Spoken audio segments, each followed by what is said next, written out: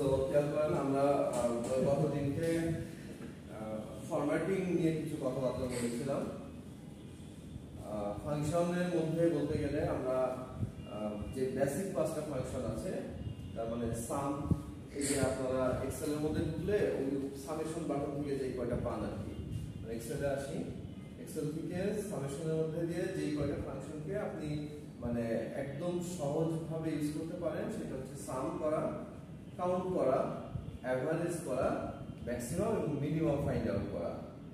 এই কাজগুলি করতে পারি, যেটা এই যে বলছিলাম, এই যে এখানে দেখেন সামের মধ্যে এই ফাংশন পাঁচটা দেওয়া আছে যেগুলি খুব সহজে আমরা কাজ করতে পারি। তো এই বিষয়গুলি আমরা অলরেডি দেখেছিলাম। সাম বের করা, কাউন্ট করা, ইকুয়াল টু দিয়ে কিওয়ার্ডটা লিখে তারপর সিনট্যাক্স অনুযায়ী বসিয়ে দেব। আজকে আমরা যেটা দেখব সেটা হচ্ছে সাম, কাউন্ট, এভারেজ, এই তিনটার সাথে আইদার ইফ মানে একটা কন্ডিশন, যদি এরকম হয় তাহলে সাম করো। কেমন এক্সাম্পল, মনে করেন যে অনেকগুলি ভ্যালুর লিস্ট আছে, একটা লিস্টের মধ্যে অনেকগুলি ভ্যালু আছে, আপনাকে বললাম যেগুলির ভ্যালু 10 এর চেয়ে ছোট তাদেরকে যোগ করো। তাহলে একটা কন্ডিশন আপনাকে এর সাথে যুক্ত করে দিলাম, যে কোনো একটা কিছু, মনে করেন 10 এর চেয়ে ছোট হোক বড় হোক, কিছু একটা কন্ডিশন দিচ্ছি, ঠিক আছে, যে ওই কন্ডিশনটা ফুলফিল করলে তাদেরকে নিয়ে কাজ করা। মানে ইফ মানে কি একটা কন্ডিশন, যদি, তাহলে যদি এরকম হয় তাহলে করো। আগে কি ছিল, সাম করেন বা কাউন্ট করেন, যা আছে সবগুলিকে করেছেন, যে রেঞ্জের মধ্যে দেখিয়েছি অবশ্যই, তাই না? আমরা তো অনেক নাম্বারের মধ্যে থেকে রেঞ্জ সিলেক্ট করে দিতে পারি, এখানেও আপনি রেঞ্জ সিলেক্ট করতে পারবেন, কিন্তু এখানে একটা অ্যাডিশনাল বিষয়, সেটা হচ্ছে যে ইফ মানে একটা কন্ডিশন আপনাকে অ্যাপ্লাই করতে হবে, যে কন্ডিশনটা আপনার দেওয়া থাকবে। বাট কন্ডিশন যদি মোর দ্যান ওয়ান হয় তাহলে আমরা ইউজ করব ইফস, সাম ইফস, আইএফএস, পুরোটা কন্টিনিউয়াসলি একসাথে। আমি একটা একটা করে দেখাবো। দ্যাট মিন্স আমি sum if, count if, average if তিনটা একই রকম। আপনাকে যদি সাম ইফ দেখাই, আপনি তাহলে কাউন্ট ইফ এবং এভারেজ ইফ লিখতে পারবেন, বিকজ আপনি কাউন্ট ইফের পরে কি লিখবেন, কাউন্ট ইফের পরে যে ব্র্যাকেটটা দিবেন, ব্র্যাকেটের পরে কি লিখবেন, ব্র্যাকেটটা দিলেই আপনাকে সিনট্যাক্স দেখিয়ে দিবে, ওই সিনট্যাক্স অনুযায়ী ভ্যালু পুট করে গেলেই হচ্ছে, ঠিক আছে? এছাড়া আমরা গতদিন আরেকটা ফাংশন দেখেছিলাম, দ্যাট ইজ এভারেজ এ, একসাথে এভারেজ এ। এভারেজ এ কি করেছিল আমাকে একটু বলেন তো, গতদিন আমরা করিয়েছিলাম, মনে আছে আপনার? দুইটা ক্লাস আগে সংখ্যাগুলো যোগ করে কয়টা সংখ্যা দিয়ে ভাগ। না, ব্যাপারটা ঠিক আসলে এরকম না। এভারেজ এ আপনাকে বের করে দিচ্ছিল যে এভারেজের ক্ষেত্রে কি হয়, মনে করেন যদি এরকম থাকে ভ্যালুস গুলি, যে মনে করেন যে কয়েকটা কুইজের মার্কস আমি এভারেজ করব আপনাদের। মনে করেন ফার্স্ট কুইজে পেয়েছেন 7, সেকেন্ড কুইজে পেয়েছেন 9, থার্ড কুইজে পাইছেন অ্যাবসেন্ট, আর 4 নম্বর কুইজে পাইছেন মনে করেন 10। আপনাকে বললাম যে এভারেজ বের করতে ফর্মুলা দিয়ে। তাহলে আপনি যখন এটাকে এভারেজ বের করবেন, আপনি লিখবেন ইকুয়াল টু এভারেজ এই সেলের রেঞ্জ, মনে করেন এই সেলটা A1, A2, A3, A4, তাই না? এরকম ভাবে তো থাকে। তাহলে আপনি কি লিখেন, average of A1 colon A4 দেখিয়েছিলাম কিন্তু এটা আগে, একটু রিপিট হচ্ছে। Average of A1 colon A4 মানে A1 থেকে A4 এর মধ্যে যে নাম্বারগুলি আছে সেইগুলিকে এভারেজ করতে বলছে আমাকে, রাইট? তো সেইগুলিকে যদি এভারেজ করি আমরা,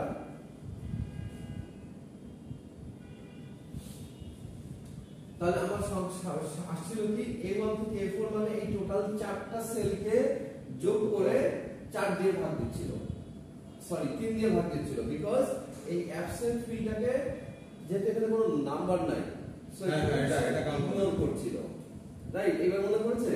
তাহলে এই যে অ্যাবসেন্টের জায়গায় এবি না লিখে আমি যদি 0 লিখতাম, মানে তাহলে নাম্বার ভ্যালু দিতাম, তাহলে কাউন্ট করতো। তাহলে আমার ক্ষেত্রে আপনি তো এখানে অ্যাবসেন্ট দিয়ে আপনাকে আমি লিস্ট দিয়েছি, আপনার অ্যাক্সেস নাই যে আপনি অ্যাবসেন্টকে মুছে 0 বসাবেন, মানে অ্যাবসেন্ট মানে সে আসেনি, তাকে 0 দেওয়া যেতে পারে, তো আলাদা কিছু না, কিন্তু আপনার সেই পারমিশন নাই যে আপনি ডেটাকে চেঞ্জ করবেন। আপনাকে বলেছি ফর্মুলা দিয়ে আপনি বের করেন, ভ্যালু বের করেন। তাহলে আপনি কি করবেন, এ বি কে তো আপনি সরাতে পারছেন না, তাহলে আপনি যদি এই এভারেজের জায়গায় একটা ফাংশন লিখেন এভারেজ এ, প্লিজ এভারেজ এ যদি লিখতেন, তাহলে এইটাকে যোগ করে যা হয় 9 7 16 আর 10 26, অ্যাকচুয়ালি এটাকে পড়তো 26/4 হওয়ার কথা, অ্যাকচুয়াল রেজাল্ট, তাই না? কারণ আপনি তিনটায় আসছেন, এই তিনটা যোগফল হবে 26, বাট ভাগ হবে তো 4 দিয়ে, কারণ যেহেতু মোট 4টা কুইজ। সো যখন আপনি শুধু অ্যাভারেজ লিখতেন তখন ওইটা 3 দিয়ে ভাগ করতো, শুধু অ্যাভারেজ লিখলে 3 দিয়ে ভাগ করতো। যখন আপনি অ্যাভারেজ এ লিখছেন তখন এটাকে 4 দিয়েই ভাগ করবে, কারণ আপনাকে সঠিক অ্যান্সারটা আসবে। ধরুন মনে করেন এইটাও অ্যাবসেন্ট আছে, আপনি এইটাও অ্যাবসেন্ট এটাও অ্যাবসেন্ট, দুইটাই অ্যাবসেন্ট আছে, তাহলে কি? তাহলে তো টোটাল যোগফল 10 আর 7 17 কে 4 দিয়ে ভাগ করতে হতো। নিয়ম তো তাই। কিন্তু আপনি শুধু অ্যাভারেজ লিখলে এটাকে 17 কে 2 দিয়ে ভাগ করতে, কারণ এই দুইটাই টেস্ট থাকবে। আচ্ছা, এটা আমরা দেখেছিলাম আগে। আজকে যেটা আসবো সেটা হচ্ছে দেখেন যে সাম ইফ কিভাবে লিখবে। তাহলে আমি বোর্ডে লেখার আগে আমি এখানে আপনাকে এক্সেলেই দেখাই। দেখেন যে এক্সেলে কিভাবে করে। মনে করেন যে আমরা কয়েকটা ডেটা নেই সাম কাউন্ট এভারেজ করার জন্য।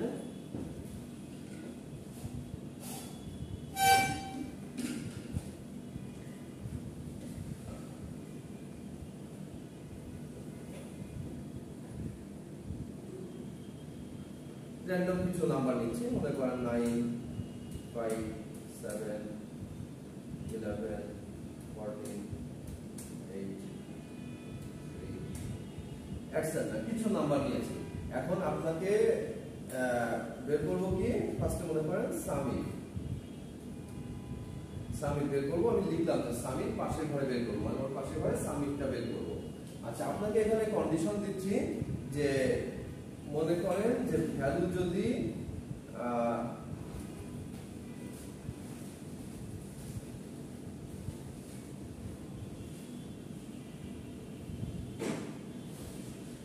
এইরকম হয়, কন্ডিশনটা যদি এরকম হয়,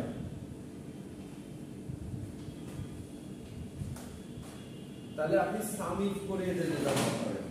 মানে এটা মানে কি বুঝছেন? কোনগুলিকে যোগ করব?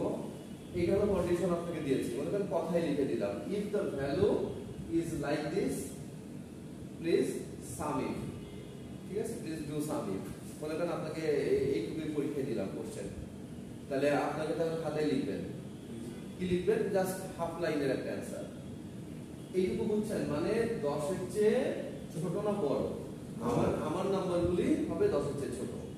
তার মানে এইখান থেকে বেসিক্যালি আপনি 9 5 7 8 আর 3 এই পাঁচটা সংখ্যাকে যোগ করে দিবেন। আমি পুরো রেঞ্জটাকে দিয়ে দিব, পুরো রেঞ্জটিকে এই কন্ডিশনটা যাদের সাথে মিলে তাদেরকে আমি নিয়ে কাজ করব, বাকিদেরকে ইগনোর করব।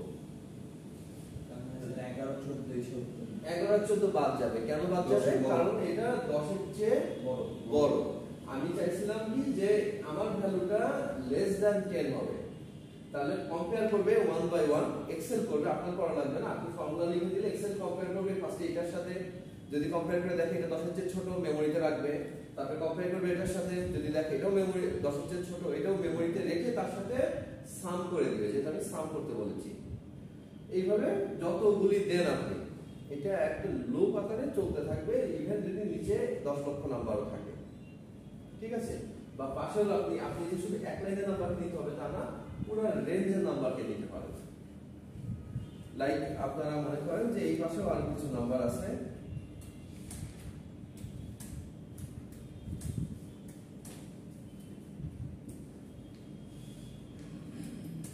মনে করেন এই পাশেও কিছু নাম্বার আছে,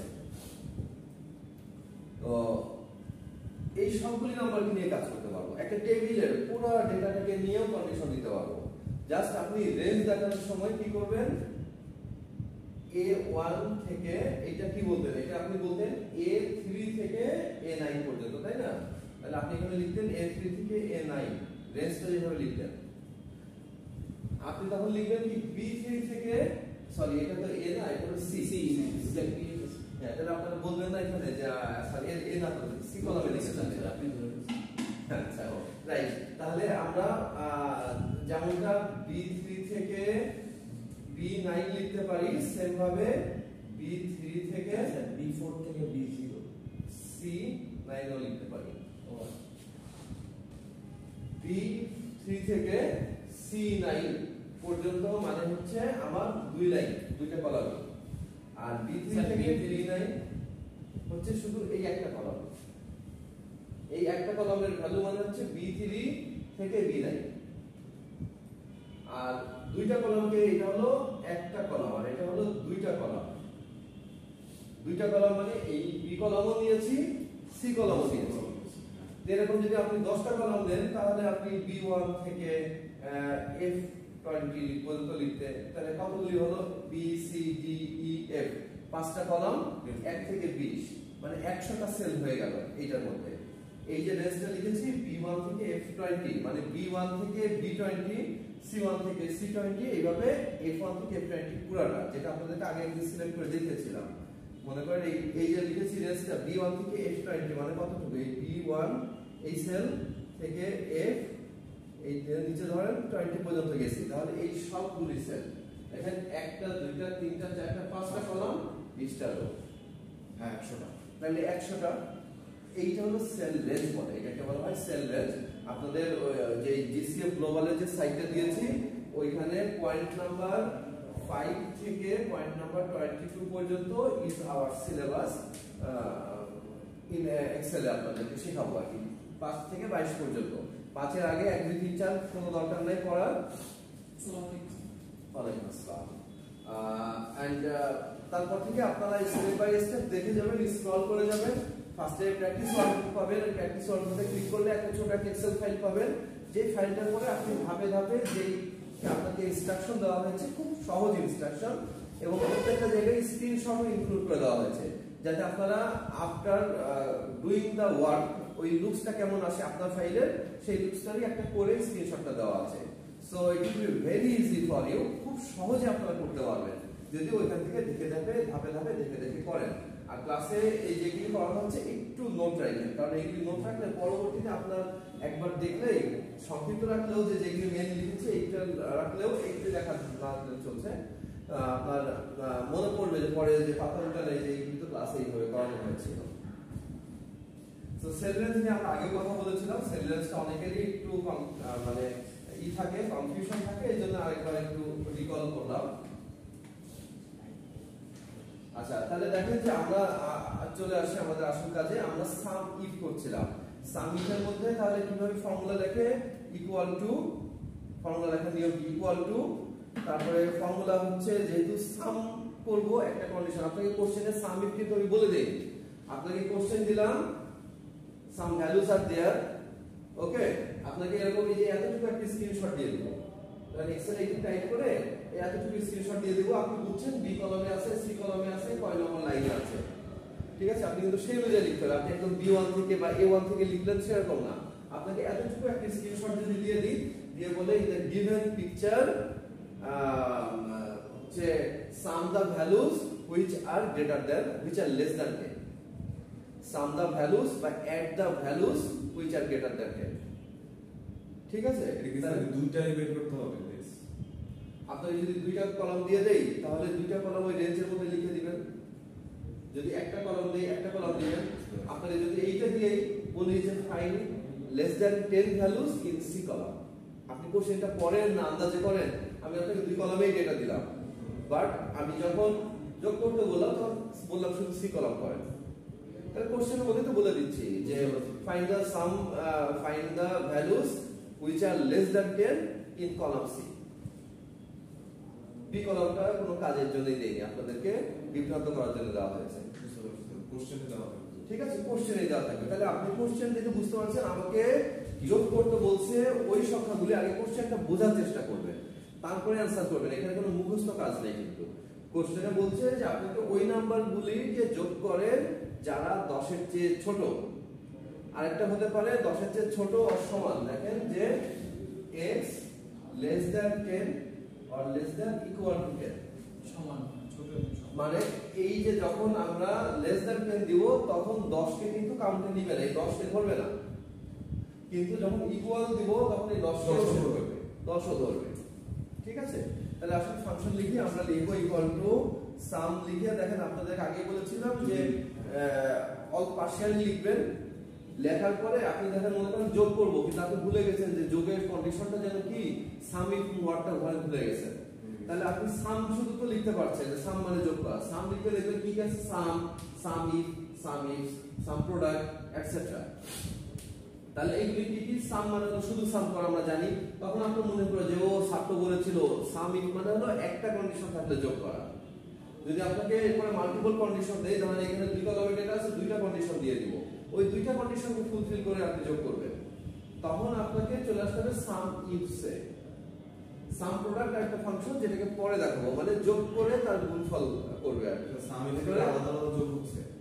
হ্যাঁ, আলাদা আলাদা যোগ হচ্ছে কোনটায়? সাম ইফে সাম ইফটা এখন যেটা বলছি, এইখান থেকে কন্ডিশনের ফুলফিল করে যে ভ্যালুগুলি সেগুলিকে যোগ করবে।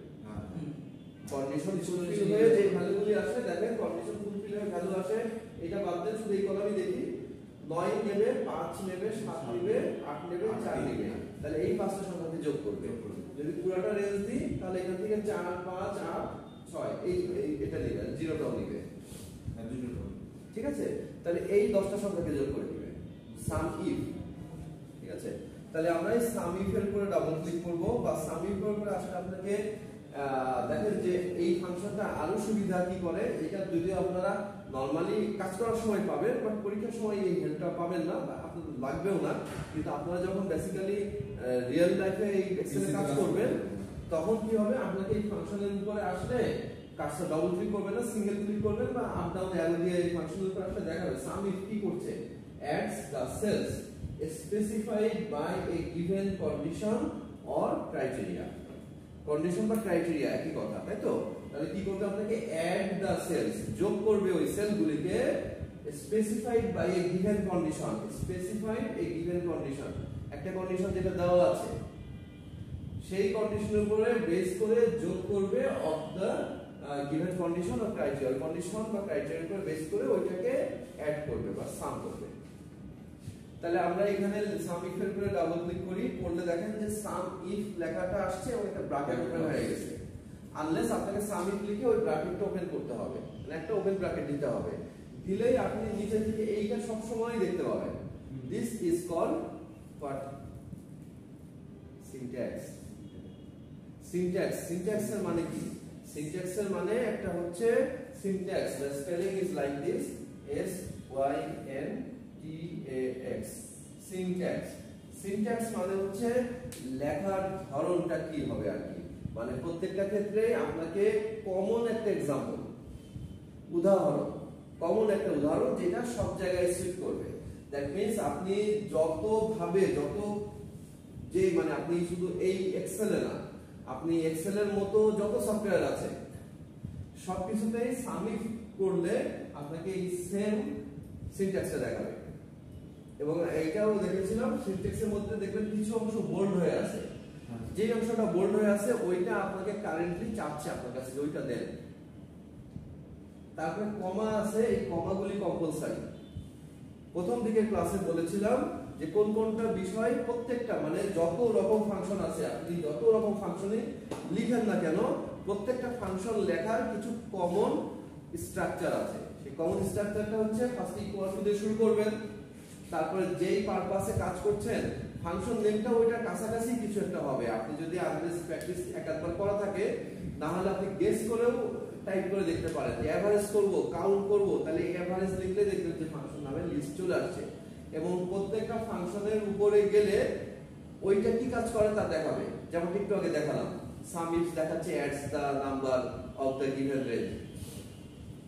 তাহলে এইবার কি হচ্ছে, আপনাকে এইবার আসল ফিল্ডে চলে আসছি আমরা। ব্র্যাকেট ওপেন করার পরে আপনার কাছে ডেটা চাচ্ছে।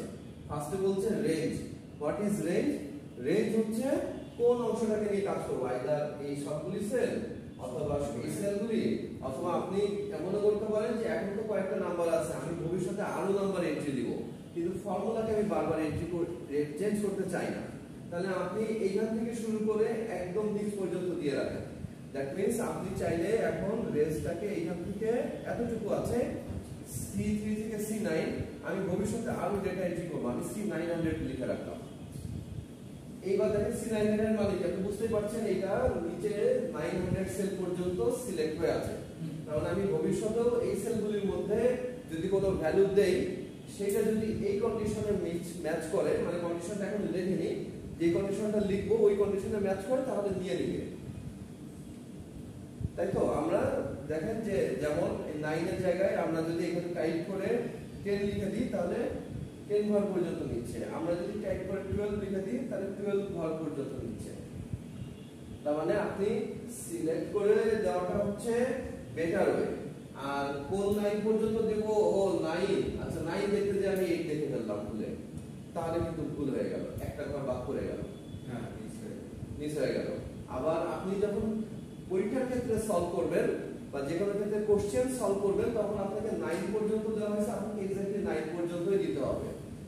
900 বা কম বেশি করবেন কখন, যখন আপনি মনে করেন যে ভবিষ্যতে আমি আরো ডেটা অ্যাড করব, আমি ফর্মুলাটাকে লিখে রাখি, ভবিষ্যতের ফর্মুলা নিয়ে হাত দিব না, ঠিক আছে? যেটা এখানে এন্ট্রি হতে থাকবে অটোমেটিক এন্ট্রি হয়ে চলে আসবে, ওইটাকে অটোমেটিক কাজ করে দিবে, এটা অটোমেশন। আচ্ছা তাহলে দেখেন যে এই যে দিলাম সি এত থেকে সি এত, এটা হচ্ছে রেঞ্জ। অথবা আপনি এখানে চাইলে এই সিটাকে ম্যানুয়ালি মুছেও বি করে দিতে পারেন, তাহলে দেখেন যে B3 থেকে C12 মানে B3 থেকে C12 পুরোটা নিয়ে নিয়েছে, ওই যে একটু আগে রেঞ্জ দেখাচ্ছিলাম, তার মানে এবার পুরো রেঞ্জটাকেও আপনি দিতে পারেন। আচ্ছা এই যে C12 পর্যন্ত লিখলেন, লেখার পরে কম্পালসারি ওয়ার্ড কি আরেকটা কমা দেওয়া, প্রত্যেকটা আর্গুমেন্টের মাঝে কমা দেওয়া, মানে রেঞ্জ একটা অংশ এটা বোল্ড হয়ে আছে, মানে চাচ্ছে আপনার কাছে রেঞ্জটা দেন, তাহলে আপনি রেঞ্জ দিলেন, আগেই রেঞ্জ চেয়েছে রেঞ্জ দিতে হবে। সবসময় যে আগে রেঞ্জ চাবে এরকম না, আপনারা খাতায় লেখার সময় মুখস্থ লিখতে গেলে এইটা একটু ডিফিকাল্ট হবে। যেমন আপনারা সামনে জায়গায় কাউন্ট যখন করবেন বা অ্যাভারেজ করবেন তখন দেখবেন যে সবসময় যে আগে রেঞ্জ চাচ্ছে সেরকম না, কোনটাই কি চাচ্ছে আপনাকে একটু খেয়াল রাখতে হবে। আমরা খুব বেশি ফাংশন করব না, বাট আপনাকে একটু খেয়াল রাখতে হবে আর কি। আচ্ছা রেঞ্জ যে দিলেন, দেওয়ার পরে যখন আপনি কমাটা দিবেন, কমাটা দিলেই দেখেন যে একটা ভ্যালিড রেঞ্জ সে পেয়েছে, যে রেঞ্জটা দিয়েছেন একটা ভ্যালিড রেঞ্জ পেয়েছে। রেঞ্জটা কম বেশি কিনা ওইটা ও দেখেও না, ও বোঝেও না, ও বোঝে কি যে রেঞ্জটুকু আপনি লিখছেন এখানে এটা একটা ভ্যালিড লিখেছেন, তার মানে সেই অংশটুকুকে নিয়েছে এবং রেঞ্জ পেয়ে গেছে। কমা যে দিয়েছি এই যে কমাটা আপনি দেখে দেখে টাইপ করবেন, বা একটা অংশ তারপর একটা কমা, একটা অংশ তারপর একটা কমা। তো এই যে কমাটা দেওয়ার পর ক্রাইটেরিয়া এখন বোল্ড হয়ে গেছে, ক্রাইটেরিয়া বোল্ড হয়ে গেছে মানে কি আমাকে ক্রাইটেরিয়াটা এখন দিতে হবে। তাহলে ক্রাইটেরিয়াটা দেওয়ার জন্য আপনি ডাবল কোটের মধ্যে লিখবেন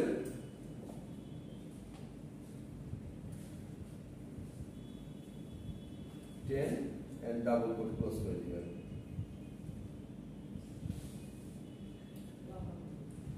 ঠিক আছে, এইরকম ভাবে যদি আপনি লিখেন তাহলে মানে ক্রাইটেরিয়াটা ছিল কি এটা বলে দিছিলাম না, লেস দ্যান 10, সেইটাকেই লিখলাম ডাবল কোটের মধ্যে লিখলাম, তারপরে কমা দিবেন এগেইন। এখন আপনাকে চাচ্ছে কি সাম রেঞ্জ, ফার্স্টে রেঞ্জ দিয়েছেন, ক্রাইটেরিয়া দিয়েছেন, সাম রেঞ্জ। সাম রেঞ্জটা দেখেন একটা বক্স ব্র্যাকেটে দেওয়া আছে, বক্স ব্র্যাকেটের মধ্যে যেটা দেওয়া থাকে এটা হচ্ছে অপশনাল, এটা লিখে রাখেন অপশনাল। অপশনাল মানে তো বুঝছেন যে প্রয়োজন হলে আমি অ্যাপ্লাই করব, প্রয়োজন হলে অ্যাপ্লাই না হলে দিব না। এইখানে নরমালি এই সাম ইফ করার জন্য আমাদের এই টাকা লাগছে না, এইটা কখন লাগবে সেটা আরেকটা एग्जांपल দিলে বুঝবেন যে আচ্ছা স্যার তাহলে এটা কখন লাগবে। এখন এটা দেখেন যে বক্স ব্র্যাকেটের মধ্যে আছে, বক্স ব্র্যাকেটের মধ্যে মানে হচ্ছে অপশনাল, মানে হচ্ছে যে কম্পালসারি কোনগুলি, এই যে দেখেন এটা কোনো বক্স ব্র্যাকেটে নাই, মানে এই যে নরমাল ব্র্যাকেটে আছে এইটার মধ্যে যদি থাকে থার্ড ব্র্যাকেটে থাকে তাহলে আপনার এগুলি দিতেই হবে। কোন একটা বাদ পড়লে থার্ড ব্র্যাকেটের মধ্যে আছে এরকম কোন একটা বাদ পড়লে হবে না, বাট বক্স ব্র্যাকেটের মধ্যে যেটা আছে সেটা আপনি চাইলে ইগনোর করতে পারেন, চাইলে না আপনার প্রয়োজন অনুযায়ী আপনি ইগনোর করতে পারেন। মানে আমার এখানে প্রয়োজন নাই যেতে ইগনোর করছি, তাহলে কি রকম সিচুয়েশনে প্রয়োজন হবে সেটা একটা एग्जांपल দেখাই দিব, তাহলে বুঝতে পারবেন। তাহলে এইটুকুই আমার শেষ, তাহলে এই কমার আর দরকার নাই। তাহলে এই কমা বার আপনি এখন একটা ব্র্যাকেট ক্লোজ ওপেন করেছেন ওটা ক্লোজ করতে হবে, বাট এখানে যেহেতু একটা ব্র্যাকেট ওপেন করা হয়েছে আপনি এন্টার দিলে ওটা অটোমেটিক ক্লোজ করে দিবে। দেখেন আমি যদি এন্টার দেই তাহলে এটা দেখেন পরবর্তীতে আবার দেখি যে ব্র্যাকেটটা ক্লোজ করে নিয়েছে। কিন্তু যদি মাল্টিপল ব্র্যাকেট ওপেন হয় তাহলে কোন ব্র্যাকেটটা কোথায় ক্লোজ হবে সেটা তো ডিফাইন করে দিতে হবে আমার নিজেকে, তাই না? দ্যাটস ওয়াই যদি মাল্টিপল ওপেন করেন তাহলে আপনি ওইগুলিকে ক্লোজ করে দিবেন প্রপার পজিশনে। সবগুলি যে লাস্টে যে ক্লোজ হবে এরকম কিন্তু না, যেটা যেখানে ক্লোজ হওয়া সেটা সেখানে লজিকটা বুঝে ক্লোজ করতে হবে। তো এই ক্ষেত্রে আপনারা দেখেন যদি এন্টার করি তাহলে আসছে 55। আপনারা যদি ম্যানুয়ালি যোগ করেন, ম্যানুয়ালি যোগ করেন কিভাবে, ইকুয়াল টু এই নাম্বারটা তার সাথে প্লাস প্লাস হচ্ছে এইটা প্লাস হচ্ছে এইটা, আমরা ম্যানুয়ালি টেস্ট করে দেখছি যে আমারটা ঠিক হচ্ছে কিনা। প্লাস হচ্ছে এইটা কি হচ্ছে না, এই 5টা নাম্বারকে যোগ করা ছিল আমার কন্ডিশন মিলে এই 5টা নাম্বারের সাথে, তাই এই 5টা নাম্বারকে যোগ করা ছিল। তাহলে এটা যদি যোগ করি 32 আসে, তাহলে আমাদের ও আচ্ছা এই পাশে একটু কত আছে রেঞ্জ, তাহলে এর সাথে আরো যোগ করতে হবে। তো এর সাথে আরো যোগ করতে হবে এই পাশে 6 হ্যাঁ 4 5 10 কি সমান নেবে না 10 নিবে না, সমান তো আমি দেই না। ফর্মুলার মধ্যে যদি সমান দিতাম তাহলে 10 নিত, তাহলে নিবে হচ্ছে 8, তারপরে নিবে হচ্ছে 6, নিবে হচ্ছে 0, দেখেন 55 আসছে। তার মানে আমরা বুঝতে পারলাম যে আমাদের এটা ঠিক আছে।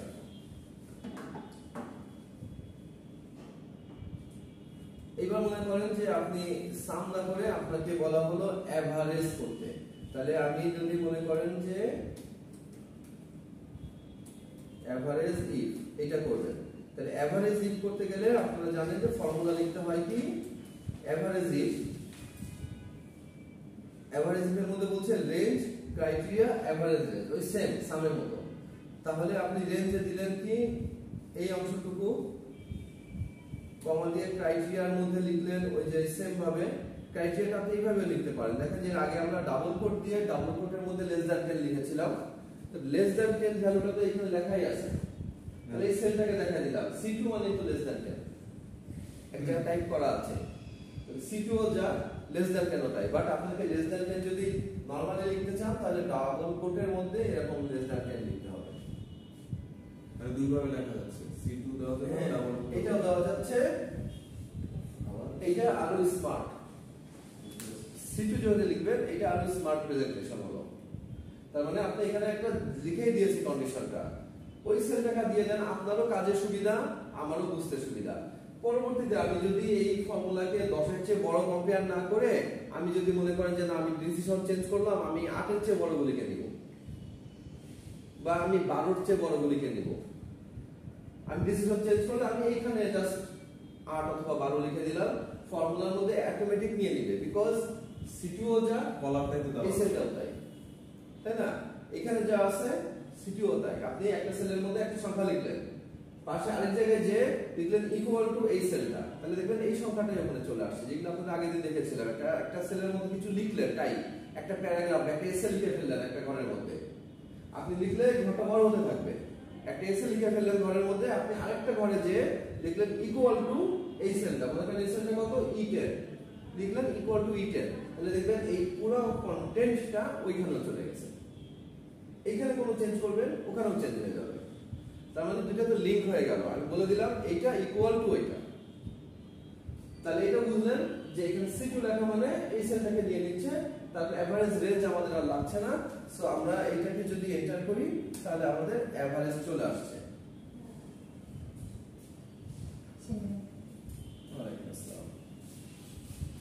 সেম ভাবে যদি আপনি কাউন্ট ইফ করেন তাহলে লিখবেন ইকুয়াল টু কাউন্ট থেকে কাউন্ট ইফে আসেন, কাউন্ট ইফের মধ্যে সেম রেঞ্জ এবং ক্রাইটেরিয়া দিচ্ছে, তাহলে রেঞ্জ এবং ক্রাইটেরিয়া মানে তিনটা এখানে তিনটাই কিন্তু মিলে গেছে। রেঞ্জ এবং ক্রাইটেরিয়া দিচ্ছে, ফার্স্টে রেঞ্জ চাচ্ছে পরে ক্রাইটেরিয়া চাচ্ছে, সো কোনো কনফিউশন নাই। এবার আসেন যে আমরা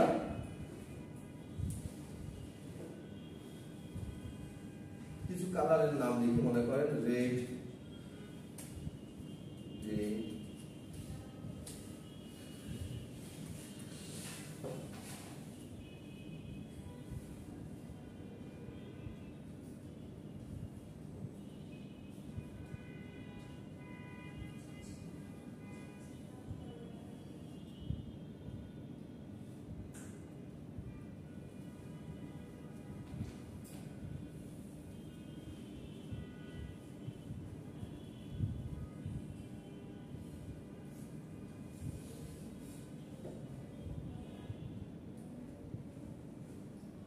আচ্ছা, এতটুকু যেটুকু আমি সিলেক্ট করেছি এতটুকু দিকে ফোকাস করেন।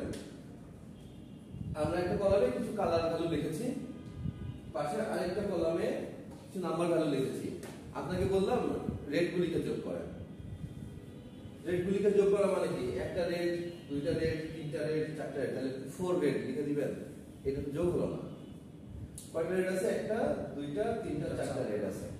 চারটা রেড যোগ করা এটা তো অ্যানসার না। আপনি যদি এরকম একটা টেবিল দিয়ে বলা হয় রেড গুলিকে যোগ করেন, আপনি কমন সেন্স থেকে বুঝবেন যে রেডের ভ্যালুস গুলিকে যোগ করব, মানে 4 যোগ 10 14 যোগ 6 20 6 যোগ 6 26।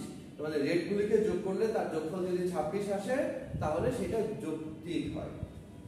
এটা কি দেখাচ্ছে আপনাদেরকে? সাম ইফের ওই যে সেকেন্ড যেটা সেইটা দেখাবো। আমাদের কত আসলে জানো? 26। আমরা একটু লিখে রাখি যাতে পরবর্তীতে আমরা মিলাতে পারি।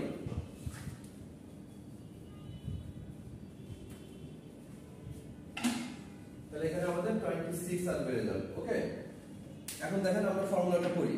ফর্মুলাটা কি? এইটা হচ্ছে ফর্মুলা হচ্ছে সাম ইফ। সাম ইফ এর সেকেন্ড যে ফর্মুলা সেইখানে আমরা ইকুয়াল টু সাম লিখে ক্লিক করলাম। সাম ইফ আসলে এখন রেঞ্জ। রেঞ্জ হচ্ছে কোনটা? রেঞ্জ হচ্ছে আমরা আপনাকে কম্পেয়ার করতে বলছি রেটকে, আপনি রেটকে যোগ করতে বলছি। তাহলে আপনি রেঞ্জ যা ক্রাইটেরিয়াটা, মানে আপনি ক্রাইটেরিয়া যার উপরে অ্যাপ্লাই করবেন রেঞ্জ। আপনি এখন বলতে পারেন স্যার রেঞ্জ তো যোগ করবেন সংখ্যা, তাহলে রেঞ্জে এই কয়টা কেন দিলাম? সব সময় মনে রাখবেন ক্রাইটেরিয়া যা, যেটা ক্রাইটেরিয়া মানে এখানে কি ক্রাইটেরিয়া হচ্ছে রেড গুলিকে যোগ করব, তাহলে রেড হচ্ছে ক্রাইটেরিয়া। তাহলে রেড গুলি যেই অংশে আছে সেই অংশটাই হচ্ছে আমাদের রেঞ্জ। সবসময় এটা খেয়াল রাখবেন যে ক্রাইটেরিয়া রেঞ্জের সাথে রিলেটেড। এর পরবর্তীতে ইফস যখন করবেন, মানে যে পাশে গুলি sum ifs, count ifs, average ifs, এইটা যখন করবেন তখন দেখবেন যে অনেক রেঞ্জ, অনেক ক্রাইটেরিয়া আছে। যার एग्जांपल আমরা ধাপে ধাপে দেখব। তাহলে দেখেন যে রেড গুলিকে যোগ করতে বলেছি, সো এখানে রেঞ্জ হচ্ছে এইটা। ক্রাইটেরিয়া কি বলেন তো? ক্রাইটেরিয়া কি? ক্রাইটেরিয়া হচ্ছে রেড। ক্রাইটেরিয়া রেড দুই ভাবে লিখতে পারেন। এক হচ্ছে ডাবল কোটের মধ্যে রেড লিখতে পারেন, আর সেকেন্ড হচ্ছে এখান থেকে যে কোনো একটা রেডকে সিলেক্ট করে দিতে পারেন। আইদার এই রেড দিলেও হবে, এটা দিলেও হবে, যে কোনো একটা রেডকে সিলেক্ট করে দিলেই হবে।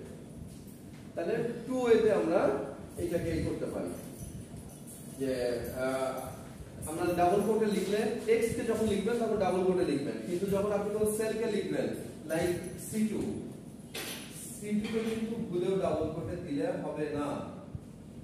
বাট যখন আপনি রেড লিখবেন তখন এটাকে ডাবল কোটে দিবেন। এটা কিছু রেডে মানে এই ক্ষেত্রে ফর অল টাইম কখনোই সেল অ্যাড্রেস ডাবল কোটের মধ্যে আসবে না। যেমনটা এখানে দেখেন A3 থেকে A10 ডাবল কোটে লিখিনি, A3 ডাবল কোটে লিখিনি, কিন্তু আমি পাশে এইটা যখন করছিলাম 69 তখন কিন্তু ডাবল লেস দ্যান 10 ডাবল কোটে লিখেছিলাম। ঠিক আছে? আর এখানে যখন দেখছেন যে C2 করেছি তখন এটা ডাবল কোটে লিখিনি। তার মানে আপনারা খেয়াল রাখবেন যখন সেল অ্যাড্রেস নিয়ে কাজ করবেন এটা ডাবল কোটে দিব না, কারণ ডাবল কোটের মধ্যে কোনো কিছু একটা দেওয়া মানে ওইটাকে স্ট্রিং এ কনভার্ট করে। স্ট্রিং মানে কি? স্ট্রিং মানে হচ্ছে আপনি যা দিচ্ছেন অ্যাজ ইট ইজ ওইটাই শো করবে আপনাকে, মানে এইটাই দেখাও। ঠিক আছে? আপনি চাইলেন যে আমাকে দেখাও যে I read in university of scholars, এই লেখাটাই আমি দেখতে চাই, তাহলে ওই লেখাটাকে এরকম ডাবল কোটের মধ্যে লিখবো। বাট এই কথাটা একটা সেলে লেখা আছে, একটা জায়গায় লেখা আছে, ওইখান থেকে ওই জায়গাটা যখন দেখা দিব তার মানে ওই জায়গাটা মানে কি? এক্সেল এর ক্ষেত্রে সকল জায়গায় হচ্ছে একটা সেল, তাই না? যে জায়গাটাই দেখান ওইটাই তো সেল। আপনি তো ওয়েবসাইট থেকে দেখা দিলে হচ্ছে না, ওটা নিবে না। এখানে একটা সেলের মধ্যে ওই কন্টেন্টটাকে কপি পেস্ট করেন, দেন ওই সেল অ্যাড্রেসটাকে দেখিয়ে দেন। সো আপনারা তাহলে এটা বুঝছেন। এখন দেখেন এটা কিন্তু কমপ্লিট হয় নাই, এখন আমাদের সাম রেঞ্জ দিতে হবে। দেখেন এখন সাম রেঞ্জ বোল্ড হয়ে গেছে, মানে আমরা কমা দেওয়ার পরে সাম রেঞ্জটা বোল্ড হবে। একটা অংশ দিবেন, ফার্স্ট আপনাকে রেঞ্জ বোল্ড হয়েছিল, রেঞ্জ দিলাম, কমা দিলাম, তারপরে এইটা বোল্ড হয়েছিল, এইটা দিলাম, কমা দিলাম, তারপরে এইটা বোল্ড হয়ে গেছে সাম রেঞ্জ। এবার তাহলে আপনি যে যোগ করব মানে কি করলাম, এতটুকু লিখেছি যে এই অংশের মধ্যে রেডকে আমি ইনিশিয়ালাইজ করেছি, মানে আমার মাথায় এখন একটা দুইটা তিনটা চারটা চারটা সেল আছে, বাকিগুলি মুছে গেছে। ফার্স্টে রেঞ্জ দিলাম, রেঞ্জ মানে এই সবগুলিকে আমি মাথায় নিলাম। তারপরে A3 লিখলাম, A3 মানে কি রেড, রেড মানে তখন আমাকে 1 2 3 4 বাদে বাকিগুলিকে মুছে দিলাম আমার মাথা থেকে। এখন এই মাথায় এই রেড চারটা নিয়ে কি করব? এই চারটার সাথে রিলেটেড ভ্যালুটাকে যোগ করব। সো এইখানে সাম রেঞ্জ হচ্ছে আপনার from here to here পুরো অংশটা। এবং অবশ্যই খেয়াল রাখবো আমরা এইটা কম বেশি করা যাবে না, মানে এখানে আমি এক ঘর বেশি দিয়ে দিলাম তাহলে হবে না, তাহলে মনে করেন 11 দিয়ে দিলাম, স্যার আমি তো পুরোটা দিয়েছি, একটা বেশি না দিছি না, আপনি ফর্মুলা এন্টার করেন দিবে না, দিবে না। আপনাকে তাহলে এটাও 11 ঘর পর্যন্ত দিতে হবে, দুইটাই সমান রাখতে হবে। এটা কম এটা বেশি বা এটা কম এটা বেশি এটা চলবে না, দুইটাই সমান রাখতে হবে। 10 পর্যন্ত দিয়ে যদি আমরা এন্টার করি তাহলে দেখেন এই যে 26 আসছে ইজ আওয়ার। আপনাদের সব ফর্মুলাগুলি দেখাই এখানে।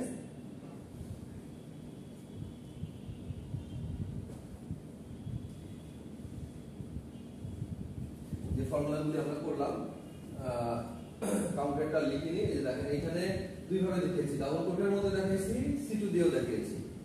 সামিফের মধ্যে আমরা এইভাবে করাতে আমাদের কি আসছিল, রেজাল্টটা কি আসছিল, রেজাল্ট আসছিল 26 সামিফে।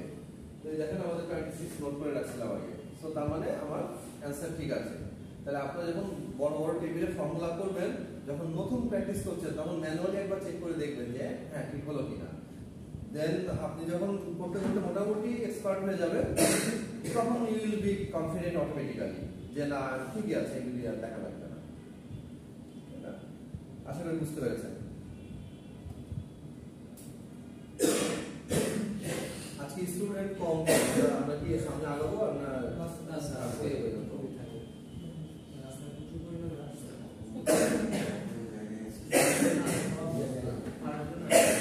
ঠিক আছে।